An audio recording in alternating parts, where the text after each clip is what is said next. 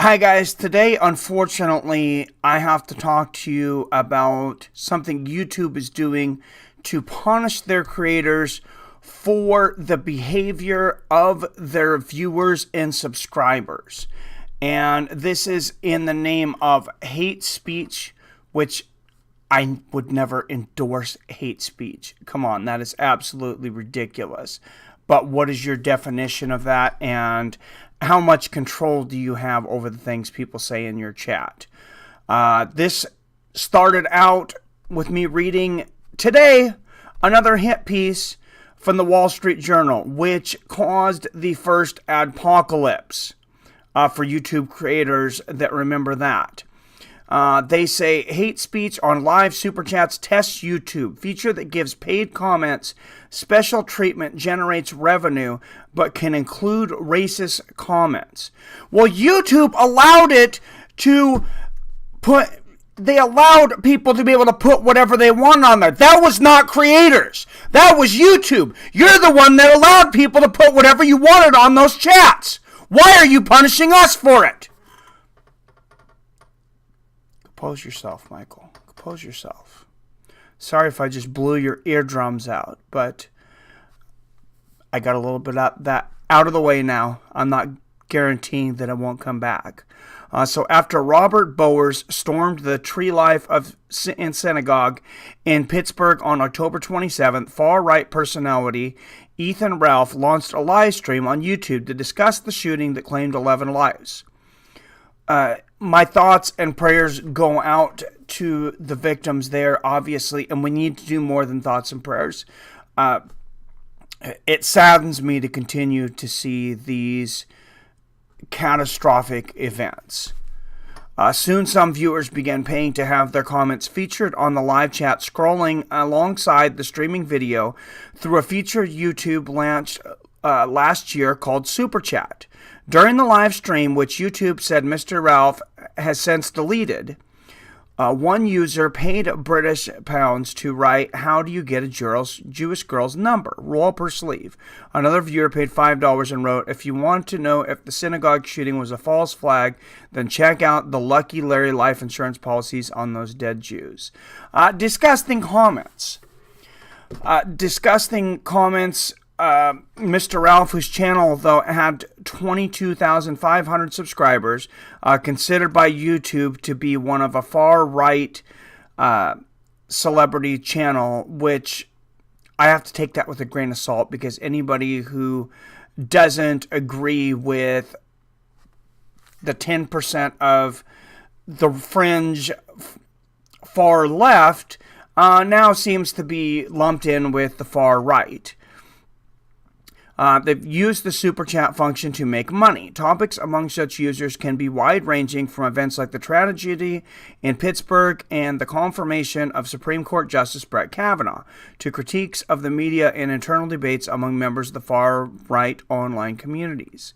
Most super chats generate a few $100 in revenue, according to an analysis conducted for the Wall Street Journal, with YouTube typically collecting 300%. People familiar with the matter said.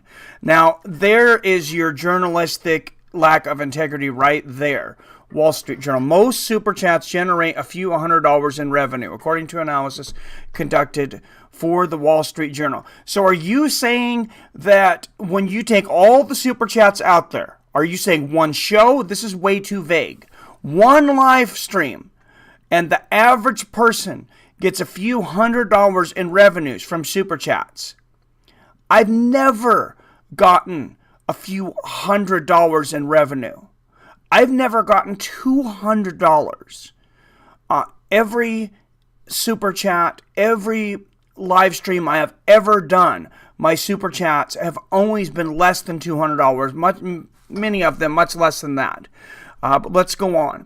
A spokeswoman for YouTube, owned by Alphabet Incorporates, Google, said the company donates to charity the proceeds from any super chat that violates its hate speech policy. So YouTube put in the policy to allow people to type whatever they want, and then when they do that, they're going to punish you and take your money and do with it as they see fit. They're already taking 30%. Are they donating their 30% for the hate speech? You can bet your bottom dollar they're not. Hate speech and content that promotes violence is prohibited on YouTube, the spokeswoman said. We have also been working over the last several months to refine our policies on who has access to monetization features, and while this work is ongoing, we are dedicated to continuing to improve in the fight against hate online. In my chat, in my super chat, I have words that are prohibited from people saying, because for one thing, I'm trying to stay on the good side of YouTube, and for another thing, I'm trying not to be a horrible person and allow people to say certain things online that make my chat toxic. I'm trying to protect my chat as a positive place where people can go and they can just chat about MMA, because most of my things are about MMA. There's no room for hate speech, politics, any of that stuff. This is a sports channel, for God's sakes. So if somebody super chats something derogatory, YouTube's going to take their 30%, then they're going to take my 70%, and they're going to throw it at whatever charity they deem necessary. Absolutely ridiculous.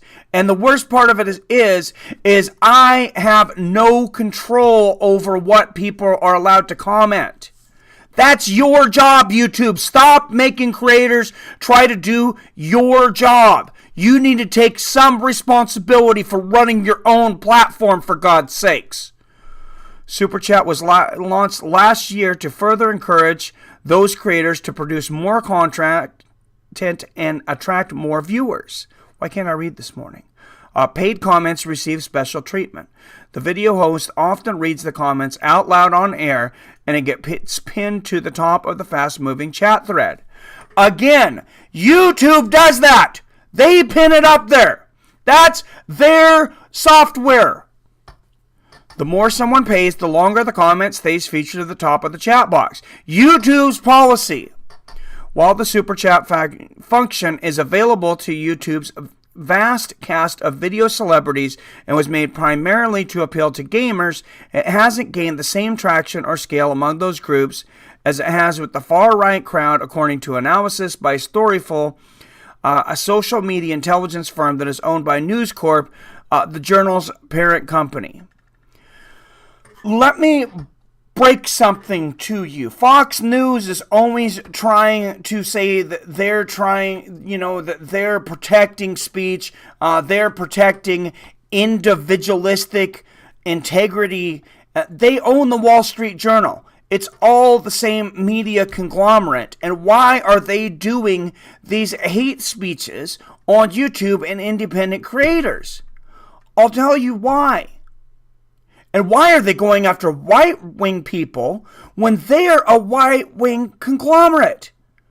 I'm going to tell you why. Because it's affecting their business, their competitors. It's affecting Fox News' business. This is absolutely outraging. And I'm not taking a political stance one way or the other, on the right or the left. I feel they are equally crazy. I could care less about your politics. And please do not share them with me. Please do not share your politics with me, because I do not care. Why Wall Street Journal continues to do hit pieces on creators needs to be investigated. This is absolutely ridiculous. They go on. Many payments, for example, are made in the amount of $14.88. The number 1488 is often used as shorthand among white supremacists to signify their ideology, and related merchandise is often sold for $14.88. You know who also sells a lot of things for $14.88? Walmart. 88's their favorite number. If you go into their clothing section, I would take a wild guess that maybe as much as 10% of the items in the male clothing section, when you put in belts and hats and socks and pants and shirts, 10% of it's probably $14.88. Is that because they're trying to be white supremacists? Wall Street Journal, where is your journalistic integrity?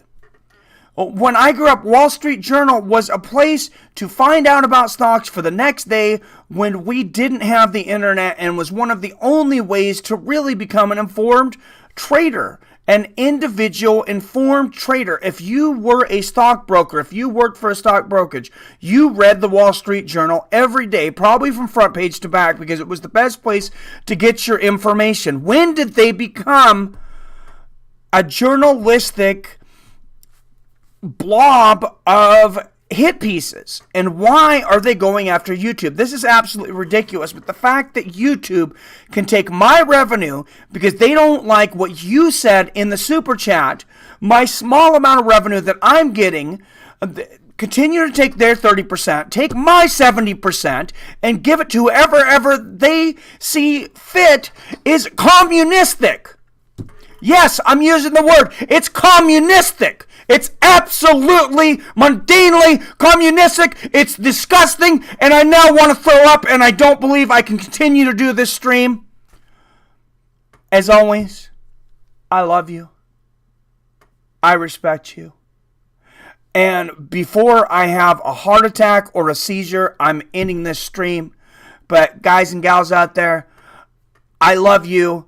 Please keep your eyes and ears open for this kind of crackdown from these super corporations, though this is the most heated that I have been in quite some time, because somebody is actually stealing my money and sending it to whoever they see fit, because of a system that they put in place where people can type whatever they want, and now I'm punished and could possibly lose my channel because of things that other people post that I have no control over.